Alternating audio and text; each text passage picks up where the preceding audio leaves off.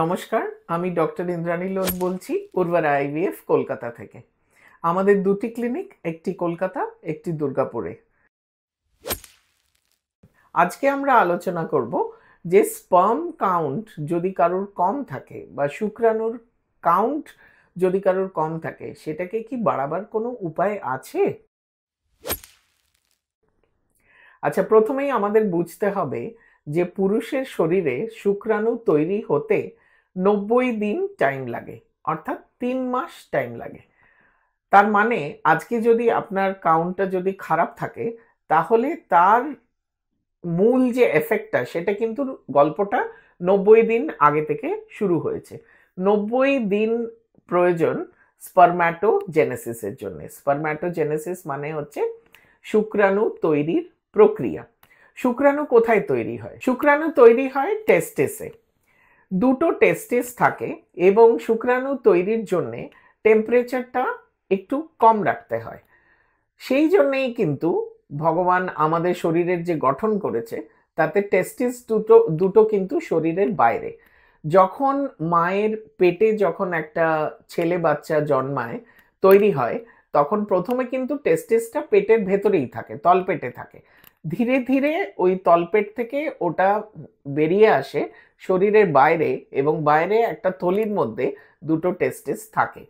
এটার কারণই হচ্ছে তলপেটের যা টেম্পারেচার তার থেকে কম টেম্পারেচার, অ্যাটলিস্ট 2 ডিগ্রিজ কম টেম্পারেচারটা মেনটেন করার জন্য, যাতে হাওয়া চলাচলের মধ্যে ওটা থাকে। সেই জন্য কিন্তু টেস্টিসটা বডির বাইরে থাকে। তাহলে বুঝতেই পেরে গেলেন যে কোনো কারণে যদি স্ক্রোটামের যদি টেম্পারেচারটা বেড়ে যায়, তাহলে কিন্তু স্পারম্যাটোজেনেসিসে অসুবিধে হতে পারে। সেই জন্য যারা ল্যাপটপ ব্যবহার করে তাদের কিন্তু একটা সম্ভাবনা থাকে যে স্ক্রোটামের টেম্পারেচারটা একটু বেড়ে গিয়ে স্পারম্যাটোজেনেসিসে একটা অসুবিধা হওয়া।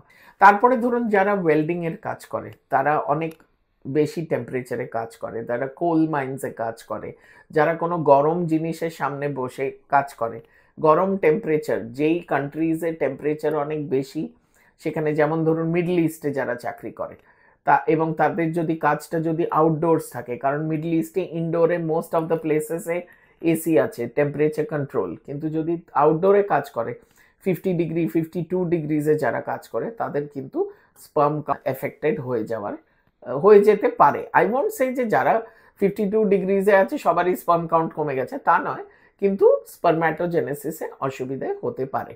তো সুতরাং আমাদের যে নর্মাল আর্কিটেকচারে যে 2 ডিগ্রি কম থাকার যে ব্যাপারটা স্পারম্যাটোজেনেসিসের জন্য, সেটা কিন্তু খেয়াল রাখতে হবে। খুব টাইট যদি কেউ জিন্স পরে এবং সেটা পরে যদি অনেকক্ষণ সে থাকে, হাওয়া চলাচলে যদি ব্যাঘাত ঘটে, তাহলেও কিন্তু স্পারম্যাটোজেনেসিসে অসুবিধে হতে পারে এবং স্পার্ম কাউন্ট কমতে পারে।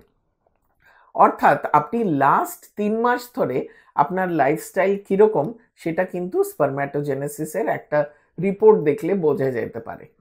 অর্থাৎ যদি স্পার্ম কাউন্টটা খুব ভালো থাকে, মোটিলিটি ভালো থাকে, মরফোলজি ভালো থাকে, দ্যাট জাস্ট মিনস যে ফর দ্য লাস্ট 3 মান্থস আপনার লাইফস্টাইলটা খুব ভালো ছিল, আপনি ভালো খাবার খেয়েছেন, প্রপার জীবনযাত্রা আপনার ছিল, সেই জন্য আপনার স্পারম্যাটোজেনেসিস ভালো হয়েছে। এখন কারোর যদি স্পার্ম কাউন্ট কম থাকে, তাকে আমরা নানা রকম ভিটামিনস লিখে থাকি। 8-9 রকমের কম্পোনেন্ট আছে, যেমন সেলেনিয়াম, ম্যাগনেসিয়াম, জিঙ্ক, কোকিউ, তারপরে অ্যাস্ট্রাজ্যান্থিন, এরকম কিছু কিছু ছোট ছোট ট্রেস এলিমেন্টস আছে। এগুলোকে বলা হয় ট্রেস এলিমেন্ট, বিকজ এগুলো খুব বড় পরিমাণে কিন্তু আমাদের প্রয়োজন নেই শরীরটাকে প্রপারলি চালনা করার জন্য। এগুলো খুব অল্প মাত্রায় শরীরে থাকলেই কিন্তু শরীরের মেটাবলিক সেল ফাংশনগুলো খুব ভালো হবে। কিন্তু এই অল্পটুকুই প্রয়োজন। অল্পটুকু যদি না থাকে, তার যদি ডেফিসিয়েন্সি হয়ে যায়, তাহলে কিন্তু দেখা গেছে যে বায়োলজিক্যাল সেল প্রসেসেস আলাদা হয়ে যাবে। ঠিক একটা রান্নার মতন। রান্নার মধ্যে দেখবেন কিছু কিছু রান্না আছে, যেমন শুক্তো, আপনি রান্না করার শেষে আপনাকে একটুখানি রাঁধুনি দিতেই হবে। রাঁধুনিটা না দিলে কিন্তু টেস্টটা আসবে না। ট্রেস এলিমেন্টগুলোরও কিন্তু বডিতে প্রয়োজনীয়তাটা ওরকমই। অল্প একটু লাগবে, কিন্তু লাগবে অবশ্যই। ওটা যদি কম থাকে তাহলে কিন্তু স্পারম্যাটোজেনেসিসে অসুবিধে হতে পারে। সুতরাং আমরা যে ফুড সাপ্লিমেন্ট যেগুলো দিয়ে থাকি, বা ভিটামিনস, এগুলোকে আমরা যখন প্রেসক্রাইব করি আমরা ভিটামিনস বলে থাকি, অ্যাকচুয়ালি ওগুলো শুধু ভিটামিন নয়, ওর মধ্যে অনেক ট্রেস এলিমেন্টও থাকে, অনেক ফুড সাপ্লিমেন্টসও থাকে। তাদেরকে অ্যাকচুয়াল টার্ম হচ্ছে নিউট্রাসিউটিক্যালস। তো আমরা স্পার্ম কাউন্ট যখন কম থাকে আমরা তাদেরকে নিউট্রাসিউটিক্যালস প্রেসক্রাইব করে থাকি। এখন এই নিউট্রাসিউটিক্যালস কিন্তু 3 মাসের কম দিলে কিন্তু কোনো কাজ হবে না, তার কারণ স্পারম্যাটোজেনেসিস হতে 90 ডেজ টাইম লাগে।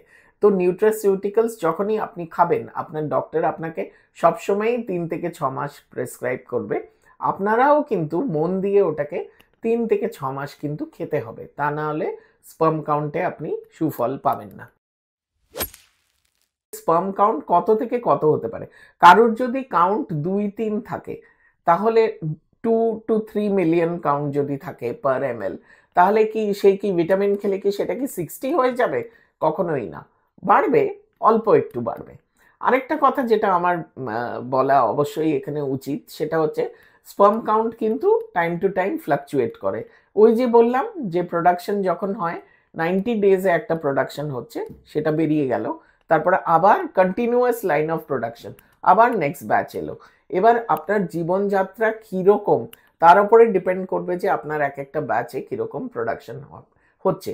তো স্পার্ম কাউন্ট কিন্তু কখনোই সেম থাকে না। আপনি যতবার সিমেন অ্যানালিসিস করবেন ততবার দেখবেন একটা একটা আপনি রিপোর্টটা কখনো 15, কখনো 18, কখনো 20, কখনো 12 এরকম হবে। কিন্তু এরকম কিন্তু কখনো হবে না যে একবার 5 এলো তার পরের বার 60 এলো, এরকম ইউজুয়ালি হয় না। তো একটা রেঞ্জের মধ্যে থাকে। তো সেই জন্য আমাদের যে নর্মালসি সেটাও কিন্তু একটা রেঞ্জের মধ্যে আমরা বলে থাকি। এবার হচ্ছে যে যদি ধরুন কারোর কাউন্ট এলো অ্যাজোস্পার্মিয়া, অর্থাৎ তার একদম জিরো কাউন্ট, আমরা কিন্তু কখনোই একটা রিপোর্টের ওপরে ভরসা করি না। আমরা সব সময় বলে থাকি তাদেরকে যে আবার কয়েকদিন বাদে 3 দিন মেলামেশা বন্ধ রেখে 3 দিন অ্যাবস্টিনেন্স করে আবার আরেকটা কাউন্ট করতে হবে। পরপর 2টো বা 3টে কাউন্টে যদি অ্যাজোস্পার্মিয়া থাকে তবেই তাকে অ্যাজোস্পার্মিয়া বলে লেবেল করা হয়। এরকমও হতে পারে যে একটাতে অ্যাজোস্পার্মিয়া এলো, তার পরেরটাতে হয়তো দেখা গেল 5 to 6 মিলিয়ন দেখা গেল। তার মানে হচ্ছে যে ওর একটা রেঞ্জের মধ্যে থাকে, কখনো 0, কখনো একটুখানি প্লাস।